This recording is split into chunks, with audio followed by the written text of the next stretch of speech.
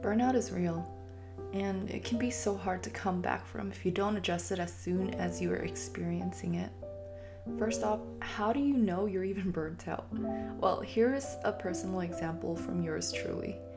Today, I felt the accumulation of unaddressed emotions that arose throughout the past couple of weeks weighing me down. And the tipping point was when I realized that I had completely forgotten that I had a workout class at 10 a.m.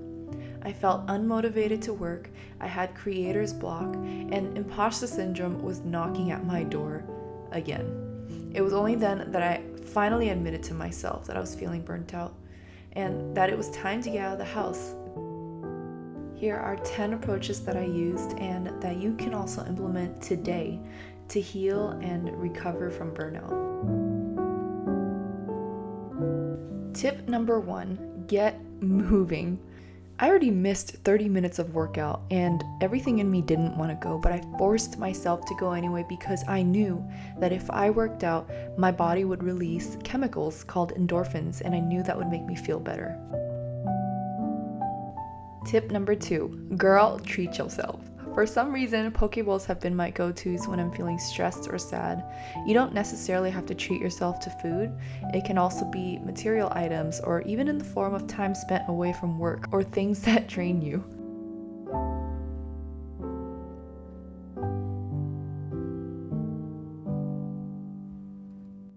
Tip number 3, take your time with the process.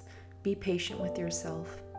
After getting myself some poke, I took myself to my favorite park, a place I consider to be my safe haven when I'm not feeling my best. As a small business owner, I find that when I constantly work 8 to 12 hours a day with little to no time for play, I lose motivation to work and the joy in the creative process. The realization that I'm burnt out comes later, not because I don't recognize it, but because I deny that it's there until I can't suppress it anymore. When I finally admit it to myself, then I'm like, okay, it's time to go and play. During the spring and summertime, I like to lay out a blanket under a shaded tree and spend time reading books and journaling. I didn't put a time limit on how long I would stay there. I just let myself bask in the moment, eating my poke bowl while enjoying an episode of one of my favorite TV shows, Monk. Tip number 4, journal without filter. Sometimes all we need is to brain dump our thoughts onto paper. Luckily, I had already pre-decorated my journal with pretty stickers and washi, so it made the experience of writing in it even more pleasant. I don't know about you, but when I journal without filter, things become a lot clearer after I read it back to myself.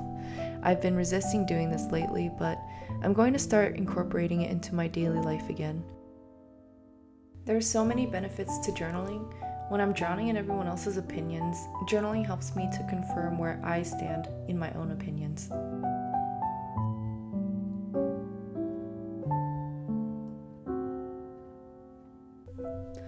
Tip number 5, be your own best friend. Speak to yourself the way you would speak to a really good friend of yours. Remind yourself that this is just a bump in the road. Encourage yourself. Remember when you got through that really difficult time of your life a couple years ago? You can do it again now.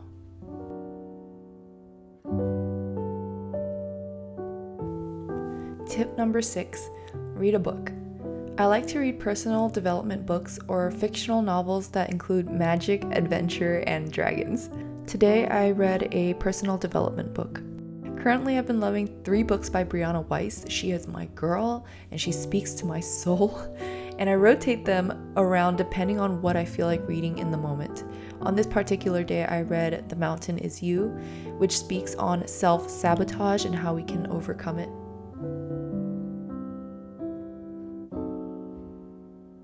Tip number 7, find beauty in the little things. There were 2 instances I could recall doing this today.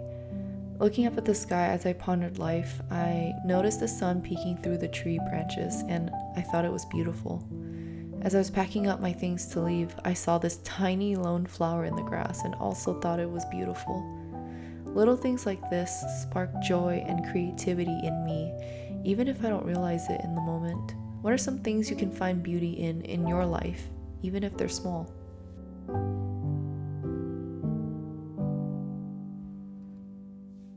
Tip number 8. Call or text a friend.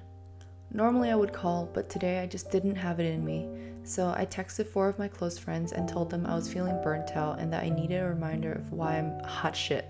I'm very fortunate to have an amazing support system. I received loving texts back and even voicemails when I didn't have it in me to pick up the phone. Your loved ones will show up for you. You just need to allow yourself to reach out first.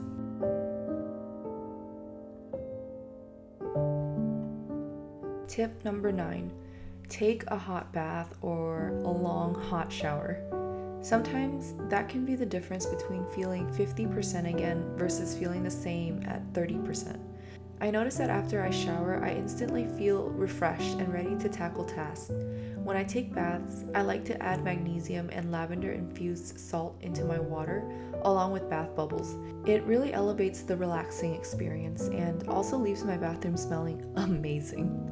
So you'll get mental, emotional, physical, and even aromatherapy with this one.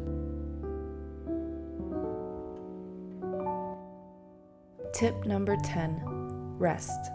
Not shown here was me taking a nap after my shower, because of course I was resting. Rest is so important. I usually take a 30-minute nap if I have time mid-afternoon. I feel like I get my second wind after every nap and wake up feeling so much better. There are many more ways to recover from burnout, but I hope these 10 approaches I took today were helpful to you. Allowing myself to take a day off to pause and rest was just what I needed. Let me know in the comments what you do to recover from burnout.